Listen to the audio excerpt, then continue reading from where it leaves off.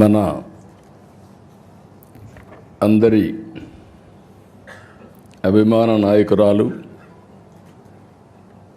మనందరం చాలామంది ఫైనాన్స్ మినిస్టర్లు చూసాం, కానీ ఫైనాన్స్ మినిస్టర్ అంటే ఈ విధంగా ఉండాలని నిరూపించిన మన తెలుగింటి ఆడబిడ్డ శ్రీమతి నిర్మలా సీతారామన్ గారు మన నేల గర్వపడుతుంది.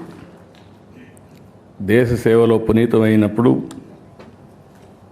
మన వ్యక్తులు చేసినప్పుడు మనకుండే ఆనందం ఇంకా ఎక్కువ ఉంటుంది. అలాంటి మంచి కార్యక్రమాలు చేస్తున్నటువంటి ఫైనాన్స్ మినిస్టర్ గారికి, వెంకయ్యనాయుడు గారు ఇప్పుడే చెప్పారు, గౌరవనీయులు పద్మవిభూషణ్.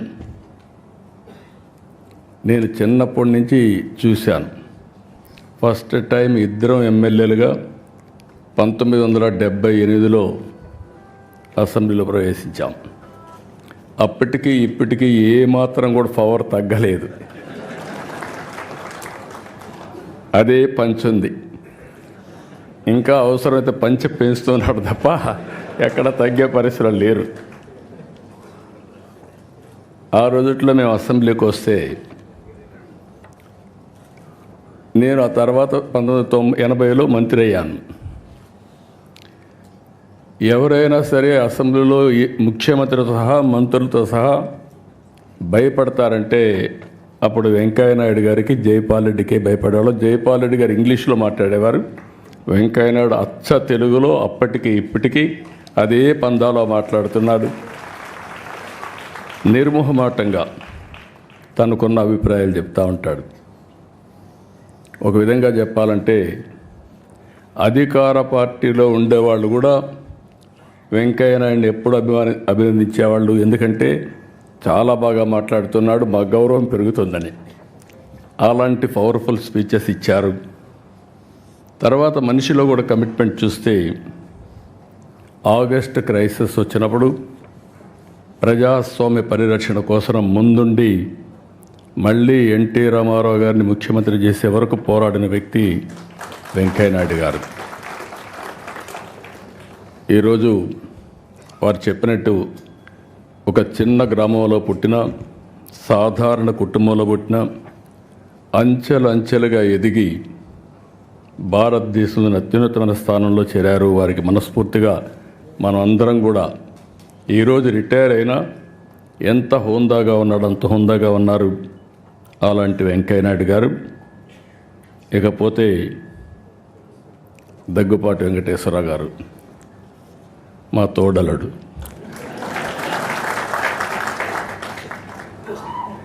నాకంటే ముందు ఆయన అన్నీ చెప్పేశాడు, ఇంకా చెప్పడానికి ఏమీ లేవు. ఎప్పుడు కూడా మా ఫ్యామిలీలో ఒక విశిష్టమైన వ్యక్తి. డెప్త్కి వెళ్తారు, అనలిటికల్గా ఆలోచిస్తూ ఉంటాడు. ఏది కూడా నేను చూస్తూ వస్తున్నాను, ఇద్దరం కూడా ఒక స్ఫూర్తినిచ్చినటువంటి ఎన్టీ రామారావు గారి దగ్గర నేర్చుకున్నాం. తెల్లవారితో నిద్ర లేస్తే ఆయన దగ్గరికి వెళ్ళేవాళ్ళం, ఆయన అప్పచెప్పిన బాధ్యతలు చేశాం. అవన్నీ తలుచుకున్నప్పుడు నేను అనుకున్నాను, వెంకటేశ్వరరావు గారి ఇంటి పుస్తకాలు రాయడం ఏంటని. కలిసి ఉన్నాం 40 ఏళ్ళు, ఫ్యామిలీ మెంబర్స్, కానీ ఆయనలో ఇంత డెప్త్ ఉంది, ఒక పుస్తకం రాస్తాడని నేను ఎప్పుడు ఊహించలేదు. ఆయన చెప్పినప్పుడు నేను అడిగాను, మీరే రాశారా అని అడిగాను. ఎవరికైనా డౌట్లు ఉంటాయి, కానీ ఆయన రైటర్ కాదు, ఇప్పుడు కూడా కాదు, కానీ రైటర్ కానటువంటి రైటర్ ఈయన, రచయిత కానటువంటి రచయిత. ఈరోజు ఏదైతే అటెంప్ట్ చేశారో అది కూడా చూస్తే ఎవరు చేయనటువంటి పుస్తకం కోసం చేశారు. ఆ విషయాలు కూడా మనం ఒకసారి మాట్లాడుకుంటాం. అదే సమయంలో దగ్గుపాటి పురంధేశ్వరి గారు, ఇటీవల ఎన్నికలు నేను చూశాను వారిని. వారు చూపించిన చొరవ కానీ, వారు నడిపించిన విధానం కానీ, దానివల్ల మళ్ళీ రాష్ట్ర ప్రజలకు ఒక మంచి జరగడానికి ఉపయోగపడింది. వారిని కూడా మనస్ఫూర్తిగా అభినందిస్తున్నా. ఒక చారిత్రక అవసరం మొన్న ఎన్నికలు, అందరూ ఆవేదన పడ్డాం. గీతం లాంటి వన్ ఆఫ్ ది బెస్ట్ ఇన్స్టిట్యూట్ని ఏం చేశారో మీరు చూశారు. ఇలాంటి ఇన్స్టిట్యూట్స్ రావాలని కోరుకునే సమయంలో ఇక్కడ డెమాలిషన్ చేసే పరిస్థితికి వచ్చారంటే చాలా బాధేస్తుంది. అలాంటివన్నీ మనం చూసాం. అయినా కూడా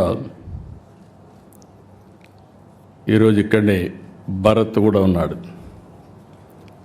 కానీ ఆయన కష్టం ఇంకా లేదు దీంట్లో, ఇప్పుడిప్పుడే ప్రారంభం అయ్యింది. కానీ మూర్తి గారిని చూశాను. ఆయన ఒక చరిత్ర సృష్టించాడు. భావి తరాలకి ఓసారి ఒక్కొక్క చరిత్ర. ఆయన కూడా చూసి నేను అడిగాను ఒకరోజు, మీరెందుకు గీతం ఇన్స్టిట్యూట్ పెట్టారని అడిగాను.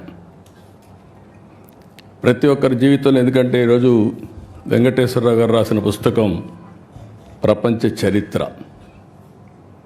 ప్రపంచ చరిత్ర కూడా ఇప్పుడే వెంకయ్యనాయుడు గారు మాట్లాడినట్టు మనుషుల్లో ఆ సమయంలో కలిగే ఆవేశాలు కానీ, ఆ సమయంలో కలిగే ఒక ఎమోషన్స్ కానీ డిస్టర్బ్ అయినప్పుడు జరుగుతూ ఉంటాయి. ఈరోజు ఇక్కడ కూర్చున్నటువంటి గీతం యూనివర్సిటీ చూస్తే మూర్తి గారి రెండో అబ్బాయికి సీట్ ఇవ్వలేదు. ఏదైతే విజయవాడలో ఉన్నటువంటి సిద్ధార్థ ఇవ్వకపోతే, నేను అడిగితే సీట్ ఇవ్వలేదు, నీకంటే పెద్ద ఇన్స్టిట్యూట్ పెడతా, గొప్ప ఇన్స్టిట్యూట్ పెడతా అని గీతం స్టార్ట్ చేసిన వ్యక్తి మూర్తి గారు. ఇది నమ్మడానికి శక్యం కాదు, కానీ ఇది వాస్తవం. ఆయన చెప్పిన మాటలు ఇవి. నాకు అలాంటివి చరిత్రలో చాలా జరిగే పరిస్థితి వస్తుంది. అందుకని భారత్ పైన కూడా చాలా బాధ్యత ఉంది. నాకు ఒక నమ్మకం కూడా ఉంది. మూర్తి గారి స్ఫూర్తి ఉంది. ఈ ఇన్స్టిట్యూట్ని బ్రహ్మాండంగా చేస్తారని చెప్పి ఆశిస్తున్నా. వెంకటేశ్వరరావు గారు ఆయన జీవితమే ఒకసారి కానీ చేసుకుంటే, ఆయన చెప్పినట్టు ఆయన ఒక డాక్టర్గా చేసిన తర్వాత ఆయన చేయాల్సింది ప్రాక్టీస్ చేయాల. ప్రాక్టీస్ చేయాల.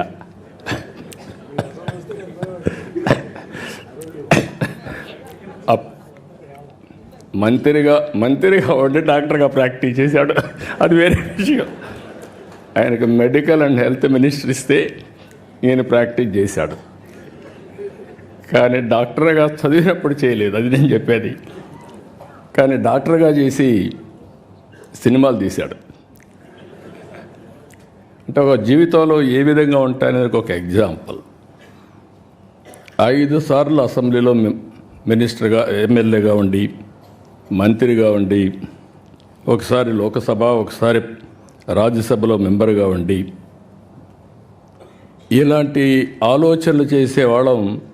ఇప్పుడే వెంకయ్యనాయుడు గారు చెప్పినట్టు తిరగాలని ఆలోచిస్తాం తప్ప మళ్ళీ పుస్తకాలు చదవాలని ఆలోచించాం. తిరగడానికే సరిపోతుంది. అది ఒక వ్యసనంగా తయారవుతుంది. ఇప్పుడు వెంకయ్యనాయుడు గారు ఉండలేరు. ఆయన అంటున్నాడు, నేను రిటైర్ అయినాన్ని. కానీ రిటైర్ కాలా. మనిషి రిటైర్ అయ్యాడు, కానీ మైండ్ మాత్రం శాశ్వతంగా రిటైర్ కాదు. ప్రజాహితం కోసం నిరంతరం ఆలోచిస్తూనే ఉంటుంది. సమాజం కోసం పనిచేసే పరిస్థితికి వస్తారు. అదే సమయంలో వెంకటేశ్వరరావు గారిని చూసినప్పుడు మనిషి ఇంత మునిపే భరత్ చెప్పాడు. ఒక మాటలో చెప్పాలంటే మా ఫ్యామిలీలో మోస్ట్ రిలాక్స్డ్గా, జోవియల్గా ఉండే వ్యక్తి వెంకటేశ్వరరావు గారు. చాలా ఈజీగా ఎన్ని కష్టాలున్నా ఏమున్నా మనిషి కనపడినప్పుడు హ్యాపీగా ఇది చేసేవారు. ఇటీవల ఒకసారి కలిసినప్పుడు నాకు కొన్ని అనుమానాలు వచ్చాయి. యాక్టివ్ లైఫ్లో ఉన్నారు, all of A sudden retired life మారుగా హ్యాపీగా ఉన్నారు. ఎట్లా స్పెండ్ చేస్తున్నారు మీ టైము అని అడిగాను. ఎందుకంటే ఇప్పుడు నాకు కూడా ఆ పరిస్థితి వస్తే ఇప్పటి నుంచే ప్రిపేర్ కావాలి కాబట్టి. ఆయన ఒకటే చెప్పాడు, చాలా హ్యాపీగా ఉన్నాం, నిద్రలేస్తే బ్యాడ్మింటన్ ఆడుకుంటా, వచ్చిన తర్వాత మనవరాళ్ళు వాళ్ళతో ఆడుకుంటా, మన వాళ్ళతో ఆడుకుంటా, అక్కడి నుంచి కసపు గాసిప్ ఎవరిన ఫ్రెండ్స్ వస్తే చేసుకుంటూ ఉంటాం. మళ్ళా ప్యాక్ ఆటకు పోతాడు, మధ్యాహ్నం అయితే ప్యాక్ ఆటకు పోతా, ఆడ ఒక 2 గంటలు ఆడితే మైండ్ స్టిమ్యులేట్ అవుతుంది, హ్యాపీగా వచ్చి నిద్రపోతాను. What a wonderful life.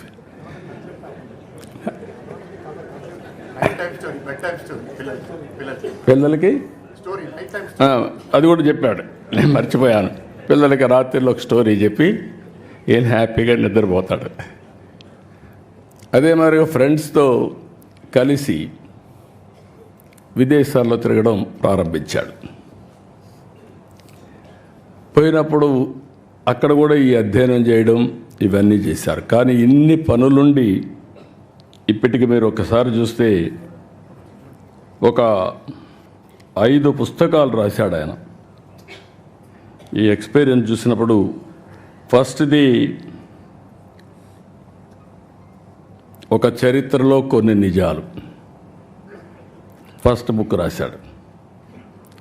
అక్కడి నుంచి విభజన జరిగిన తర్వాత మేమందరం ఇంక్లూడింగ్ వెంకయ్యనాయుడు గారు విభజనలో బిజీగా ఉన్నాం.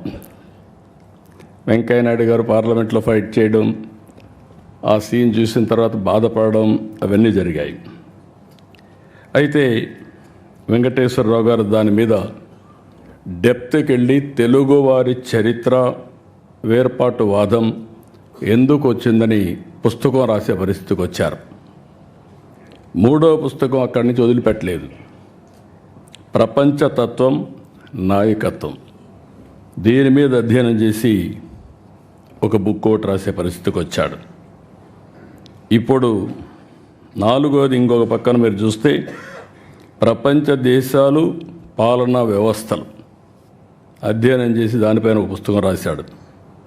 ఇప్పుడు ప్రపంచ చరిత్ర ఆది నుంచి నేటి వరకు, ఇంకా ఆయన మాటల్లోనే చెప్పాడు కాబట్టి నేను ఎక్కువ చెప్పను, మొత్తం డీటెయిల్ అన్ని ఆ తర్వాత జరగబోయేట కూడా చెప్పాడు.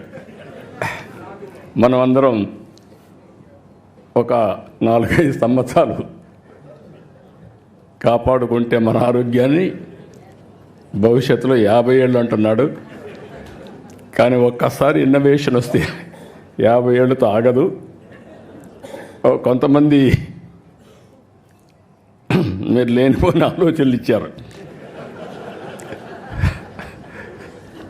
శాశ్వతంగా ఎందుకు బతకూడదని. God only knows. కానీ చరిత్ర కూడా మనం ఒకసారి చూస్తే ఇవన్నీ ఒక ఎత్తు అయితే ఈరోజు అగ్రదేశాలు అన్ని దేశాలు కూడా సఫర్ అయ్యే పరిస్థితి వస్తున్నాయి. జనాభా లేదు, ఏఐ ఉంది, లేకపోతే టెక్నాలజీ ఉంది, దాన్ని ఆపరేట్ చేసే మనుషులు కూడా లేని పరిస్థితి వస్తుంది. యూరోప్ కానీ చైనా కానీ అదే మరి మీరు చూస్తే చాలా దేశాల్లో, జపాన్ కానీ అన్ని దేశాల్లో ఏజింగ్ ప్రాబ్లం అనేది బిగ్గెస్ట్ ప్రాబ్లంగా తయారయ్యే పరిస్థితి వచ్చింది. మనం అందరం అదృష్టవంతులం, భారతదేశం వరకు ఈరోజు ఎగ్జామ్ట్ చేసే వచ్చింది. ఏదైతే ఐఎమ్ వెరీ ప్రౌడ్, నేను ముందుకు కూడా చెప్పాను. ఒకసారి నిర్మలా సీతారామన్ గారు చూసినప్పుడు ఆవిడ యొక్క ప్రస్థానం, వెంకటేశ్వరరావు గారు చరిత్ర రాస్తున్నారు, పక్కనుండే నిర్మలా సీతారామన్ గారు చరిత్ర సృష్టించడానికి శ్రీకారం చుట్టారు. ఇది ఒకసారి మనం చూసినప్పుడు, వారి ప్రస్తావాన్ని చూసినప్పుడు, ప్రయాణం చూసినప్పుడు నాకు అనిపిస్తుంది, నేను ఎప్పుడూ చెప్పేవాడిని, మగవాళ్ళ కంటే మహిళలు బాగా సమర్థవంతంగా పనిచేస్తారని. మా వెంకటేశ్వర గారు చాట్ జీపీటీ కొట్టి ఆయన పుస్తకం ఏ విధంగా ఉంది రేటింగ్, అది వాస్తవం. మీరు కూడా చాట్ జీపీటీ కొడితే మగవాళ్ళు ఇంటెలిజెంటా ఆడవాళ్ళు ఇంటెలిజెంటా అని కొడితే ఆడవాళ్ళు ఇంటెలిజెంట్ అని వస్తుంది. దానికి కారణం మగవాళ్ళకి లెఫ్ట్ బ్రెయిన్ పనిచేస్తే ఆడవాళ్ళకి రైట్ బ్రెయిన్ పనిచేస్తుంది. ఇది there is a scientific evidence. నాకు డౌట్ వచ్చి మా ఆఫీసులో అడిగితే మా వాళ్ళు కూడా అదే చెప్పే పరిస్థితి వచ్చారు. ఇప్పుడు వారిని చూసిన తర్వాత, నిర్మలా సీతారామన్ గారిని చూసిన తర్వాత, మదురైలో సావిత్రి నారాయణ్ ఒక మన మారిగానే ఒక సాధారణ కుటుంబం. అక్కడ ప్రాథమిక విద్య మదురైలో చేయడం, తిరుచిరాపల్లిలో ఆర్థిక శాస్త్రంలో అండర్ గ్రాడ్యుయేట్ చేయడం, ఢిల్లీ జేఎన్టీలో ఆర్థిక శాస్త్ర డిగ్రీ తీసుకోవడం, లండన్ స్కూల్ ఆఫ్ ఎకనామిక్స్లో వెళ్ళి పీజీ చేయడం, అక్కడి నుంచి ప్రైస్ వాటర్ కూపర్స్లో పనిచేయడం కన్సల్టెంట్గా, ఐక్యరాజ్య సమితిలో పనిచేయడం, ఇండో బ్రిటిష్ సొసైటీ కూడా పనిచేయడం. ఇదంతా కూడా వారు ఆర్థిక మంత్రిగా పనిచేయడానికి ఎంతో ఉపయోగపడింది. ఆ ఎక్స్పీరియన్స్ కానీ ఆ ఎక్స్పోజర్ కానీ ఈ దేశ అభివృద్ధికి ఈరోజు ఉపయోగపడతా ఉంది. అదే సమయంలో 2008 నేషనల్ స్పోక్స్ పర్సన్గా బీజేపీ ఎంపిక చేయడం.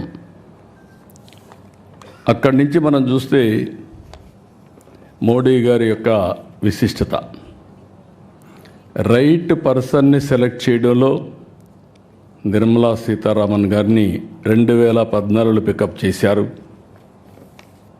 నాకు కూడా చాలా సంతోషం. 2014లో మొదటిసారి వారి ప్రస్థానం రాజకీయంగా ఎంపీ అయింది. ఆంధ్రప్రదేశ్ నుంచి అయ్యారు రాజ్యసభలో. అక్కడి నుంచి ప్రారంభమైంది.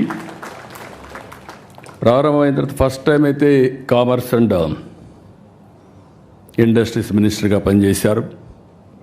10 ఏళ్ళు ఫస్ట్ టైం డిఫెన్స్ మినిస్టర్గా, మొట్టమొదటిసారి అనుకుంటే ఇది కూడా రక్షణ మంత్రిగా పనిచేయడం, మహిళ పనిచేయడం ఫస్ట్ ఆఫ్ ఇట్స్ కైండ్. అక్కడి నుంచి 19లో కేంద్ర మంత్రిగా ఫైనాన్స్ ఛార్జ్ తీసుకున్నారు. అంటే 145 కోట్ల మందిని సమర్థవంతంగా నడిపించడంలో, అందరి జీవితాల్లో వెలుగు రావడంలో నరేంద్ర మోడీ గారు ఏ ఆశయాలు అయితే పెట్టుకున్నారో ఆ ఆశయాల్ని అమలు చేసే దాంట్లో ఒక డిసిప్లిన్గా ముందుకు పోతున్నారు. ఓసారి కొంచెం కటువుగా కూడా ఉంటారు, అవసరం కూడా. ఫైనాన్స్ ఇప్పుడు మామూలుగా గవర్నమెంట్లో చూస్తే అందరికంటే ఎవరు గట్టిగా ఉంటారంటే, నెగిటివ్గా కూడా ఉంటారంటే ఫైనాన్స్ డిపార్ట్మెంట్ ఉంటుంది. ఒకప్పుడు వారసత్వంగా వచ్చేది. స్టేట్ గవర్నమెంట్స్లో కూడా మోస్ట్ అన్పాపులర్ సెక్రటరీ ఎవరంటే finance secretary, most hatred person కూడా. కానీ ఈరోజు ప్రజలందరూ మెచ్చుకునే ఫైనాన్స్ మినిస్టర్గా నిర్మలా సీతారామన్ గారు ఈరోజు కార్యక్రమాలు చేపట్టారు. 8వ బడ్జెట్ ప్రవేశపెట్టారు. నరేంద్ర మోడీ గారి నాయకత్వంలో 10వ స్థానంలో ఉన్న ఆర్థిక వ్యవస్థ 5వ స్థానానికి వచ్చాం. I'm wishing her all the best, excellent work. ఇప్పుడు అతిపెద్ద ఆర్థిక వ్యవస్థ, 3వ ఆర్థిక వ్యవస్థగా మనం రాబోతున్నాం. దానికి మనం అందరం గర్వపడాలి. మీరందరూ కూడా గట్టిగా చప్పట్లు కొట్టి అభినందించాల్సిన అవసరం ఉంది, రికగ్నైజ్ చేయాల్సిన అవసరం కూడా ఉంది.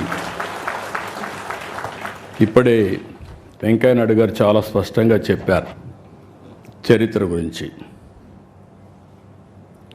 చరిత్ర అనేది అందరం కూడా నెమరు వేసుకోవాల్సిన అవసరం ఉంది.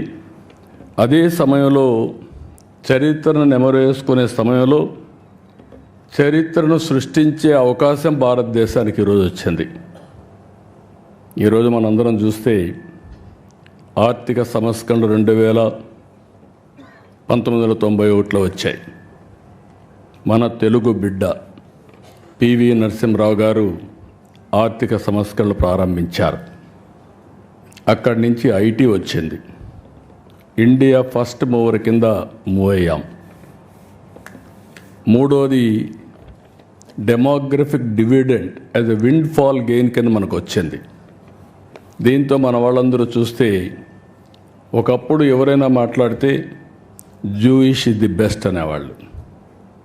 ఇప్పుడు ఏ దేశానికి పోయినా ఇండియన్స్ ఆర్ ది బెస్ట్ అనే పరిస్థితికి వచ్చారు. దాంట్లో తెలుగు వాళ్ళు అగ్రస్థానంలో ఉన్నారు. దానికి నేను గర్వపడుతున్నా. చరిత్ర సృష్టించే ఈ సమయంలో ఏమాత్రం కూడా అశ్రద్ధ లేకుండా అందరం కష్టపడితే నాకు ఏమాత్రం అనుమానం లేదు, వికసిత్ భారత్, స్వర్ణ ఆంధ్రప్రదేశ్. ఈరోజు కష్టాలు ఉన్నాయనే ఉద్దేశంతో నేను ఆత్మస్థైర్యాన్ని పోగొట్టుకోవడానికి సిద్ధంగా లేను. ఈరోజు మీరు చూసినప్పుడు ఇప్పుడే వెంకయ్య నాయుడు గారు చెప్పారు, మీరు ఓవర్ కాన్ఫిడెంట్గా ఉన్నారని చెప్పి. కరెక్టే, కానీ ఆశ ఉంది. ప్రధానమంత్రి గారు 2047కి భారతదేశాన్ని ఒక అగ్రదేశంగా 1, 2 ఆర్థిక వ్యవస్థలుగా తయారు చేయాలనుకున్నప్పుడు అందులో నెంబర్ 1 స్థానంలో నా తెలుగు జాతి ఉండాలనేది నా ఆకాంక్ష. అదే సమయంలో ఈరోజు చాలా కష్టాలు ఉన్నాయి. నేను ఇప్పుడు కూడా వస్తూ నిన్న ఢిల్లీకి వెనుపడి అడిగాను. నేను మార్నింగ్ కూడా ఒక మాట అన్నాను మినిస్టర్ గారితో. ఆవిడ ఎంత ప్రాంప్ట్గా నేను నాకు ఇబ్బందులు ఉన్నాయని చెప్తే చెప్పడమే కాదు, డైరెక్ట్గా నా ముందరనే ఫోన్ చేసి ఇమీడియట్గా ఫండ్స్ రిలీజ్ చేయమని. తర్వాత ఈ రోజుకి నాకు ఆ డబ్బులు కూడా వచ్చాయి. వచ్చిన తర్వాత మార్నింగ్ వండుకొని వారు మాట్లాడుతుంది, మీకు పని కూడా అయ్యిందండి అని చెప్పారు. చాలా సంతోషం చెప్పాను, కంగ్రాచులేషన్ చెప్పాను. నేను ఒకటే చెప్పా, ఆంధ్రప్రదేశ్ వెంటిలేటర్ మీద ఉంది. మీ డాక్టర్గా మీరు ఇచ్చిన మెడిసిన్ వల్ల వెంటిలేటర్ నుంచి బయటకు వచ్చాం. ఇంకా కూడా ఆరోగ్యం బాగుపడలేదు. ఇంకా కొన్ని రోజులు మీ ట్రీట్మెంట్ అవసరం మేడం అని చెప్పి మార్నింగ్ కూడా రిక్వెస్ట్ చేశా. పేషెంట్ వెరీ స్ట్రాంగ్, కానీ శక్తి లేకపోతే ఎటైనా పోయే పరిస్థితి వస్తుంది. ఆ సరైన సమయంలో అటు ప్రధానమంత్రి గారు కానీ, కేంద్రంలో ఉండే మంత్రులు కానీ, ప్రత్యేకంగా ఫైనాన్స్ మినిస్టర్ గారు పూర్తిగా సహకరిస్తున్నారు. లేకపోతే ఏమాత్రం కూడా మనకు వెసులుబాటు లేని పరిస్థితి ఉండేది. అలాంటిది ఈరోజు మనస్ఫూర్తిగా మీ అందరి తరపున కూడా అభినందిస్తూ, కానీ ఆ శక్తి కూడా మనకు ఉండేది. మీరు చూస్తే 25 సంవత్సరాలు ఐటీ నేర్చుకొని ఈరోజు ప్రపంచమంతా వెళ్ళి ప్రపంచంలో అన్ని దేశాల కంటే మన వాళ్ళు ఎక్కువ తలసరి ఆదాయం సంపాదిస్తున్నారంటే అది తెలుగు వారికి ఉండే శక్తి, సామర్థ్యం, పట్టుదల అని చెప్పి కూడా నేను మీకు తెలియజేస్తున్నా. ఇలాంటివన్నీ చూసినప్పుడు మళ్ళీ ఒకసారి వెంకటేశ్వరరావు గారిని కొన్ని కోట్ల సంవత్సరాల మానవ పరిణామ క్రమాన్ని, ప్రపంచ చరిత్రను తెలుగులో అనువదించడం ఒక అద్భుతమైన ప్రయత్నం. నేను ఇంకా చదువుతాను, ఎప్పుడు టైం దొరికితే అప్పుడు చదువుతాను. చదివిన తర్వాత నేను కూడా మీరు అన్నట్టు నేర్చుకోవాలని ఇది ఉంది. కానీ ఈ పనుల వల్ల ఇది చేయడం లేదు. కానీ one of the best book. దాంట్లో నాటి ఆచారాలు, ఆహార వేట నుంచి వ్యవసాయ వరకు ఇందులో ఉంది. ఆయన మాట్లాడినప్పుడు చాలా డీటెయిల్స్ చెప్పాడు. కొన్ని నాకు కూడా అర్థం కాల, ఎందుకంటే నేను చదవలేదు కాబట్టి. అలాంటివి డెప్త్కు పోతే తప్ప, ఒక ఆరాటం ఉంటే తప్ప, ఏదో సాధించాలి, ఏదో ప్రపంచానికి తెలియజేయాలి అనే తపనుంటే తప్ప ఇది సాధ్యం కాదు. అందులో ఖండాల విభజన కానీ, తెగల వలసలు కానీ, ప్రాంతాల మార్పులు, మానవ చరిత్రపై వాటి ప్రభావం, యుద్ధాలు, సామ్రాజ్యాల ఆవిర్భావం, మత విశ్వాసాలు, మత పెత్తనాలు, ఇవన్నీ కూడా ఏ విధంగా వచ్చాయన్నీ చెప్పారు. ఇంకొక పక్క బానిస వ్యవస్థ, సామాజిక సంస్కరణలు, నగర రాజ్యాల ఏర్పాటు, అభివృద్ధి, గ్రీక్, పర్షియన్ యుద్ధాలు, వాటి ప్రాముఖ్యత తెలుసుకునే అన్నీ కూడా కూలంకుషంగా ఒక మాటలో చెప్పాలంటే ఏది వదిలిపెట్టకుండా సైన్స్, టెక్నాలజీ, హిస్టరీ, పాలిటిక్స్, ఇజాలు అన్నీ కూడా ఏది జరిగిందో, ఏది పనిచేస్తుందో అవన్నీ కూడా చెప్పారు. ఇంకొక పక్కన భాష, కళలు, వాస్తు, శిల్పం, భూ సంస్కరణలు, సామాజిక న్యాయం, ఆధునిక చరిత్ర, భూస్వామ్య వ్యవస్థలు, తెగలు, జాతులు, భారతీయ రాజులు, కడాన ఇటీవల ఆంధ్రప్రదేశ్లో ఉండే ప్రజా పరిపాలన కూడా అధ్యయనం చేసే పరిస్థితికి వచ్చాడు. అదే మరి దండయాత్రలు, ఇంకో పక్కన చూస్తే అచ్చు యంత్రం నుంచి ఇంటర్నెట్ వరకు సాంకేతిక విప్లవం, ఫ్యూచర్లో ఏం జరగబోతుందో మళ్ళా ప్రిడిక్ట్ చేసి అన్నీ కూడా ఇంత మునుపు వెంకయ్యనాయుడు గారు చెప్పినట్టు చరిత్రను వక్రీకరించకుండా జరిగిన చరిత్రను జరిగినట్టు చెప్పడం అనేది ఏ కొద్ది మందే చేస్తారు. అందులో డాక్టర్ వెంకటేశ్వరరావు గారు ఒక్కరని చెప్పి మీ అందరికీ తెలియజేస్తున్నా. ఇలాంటి మంచి బుక్ రాసిన వారిని అభినందిస్తూ వీటి కోసం వారెంత తపన పడ్డారు, శ్రమ చేశారు, అన్ని చేసి ఇలాంటి వన్ ఆఫ్ ది బెస్ట్ బుక్ని మనందరికీ అందించారు. ఇది ప్రతి ఒక్క ఇంట్లో కూడా ఉండదగ్గ పుస్తకం, ప్రతి ఒక్క లైబ్రరీలో ఉండవలసిన పుస్తకం. ప్రతి ఒక్కరు కూడా చరిత్ర తెలుసుకోవాల్సిన అవసరం ఉంది. అలాంటి చరిత్ర తెలుసుకోవడానికి సులువైన మార్గం ఈ యొక్క బుక్ అని చెప్పి మరొకసారి తెలియజేసుకుంటూ, మేము మామూలుగా ఎప్పుడూ రాజకీయ మీటింగ్లు ఉంటాయి. ఈరోజు వండర్ఫుల్ మీటింగ్, ఒక ఆత్మీయ సమ్మేళనం. నా లెక్క ప్రకారం మా కుటుంబంలో ఒక మంచి రచయిత అధ్యయనం చేసి ప్రాక్టికల్గా ఏ విధంగా సమాజానికి అందించారు. వారిని మనస్ఫూర్తిగా అభినందిస్తూ, ఆయన ఒకసారి మాట్లాడుతూ తెల్లవారుజామున నిద్ర వచ్చేది కాదు, లేచి మళ్ళీ కాఫీ తాగేసి కూర్చొని రాసి తర్వాత పడుకునేవాడిని అని చెప్పారు. అంటే ఆ పట్టుదల ఉన్నప్పుడు మనిషిలో అలాంటి శక్తి వస్తుంది. ఓసారి నిద్ర రాని రాత్రులు గడుపుతూ ఉంటాం, కానీ అల్టిమేట్గా one of the best achievement. I wish him all the best. Excellent work. మీ అందరి తరపున మరొక్కసారి మనస్ఫూర్తిగా అభినందిస్తూ అందరికీ నమస్కారాలు. జై హింద్.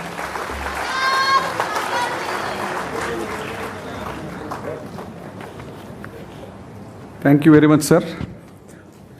వెంకయ్యనాయుడు గారు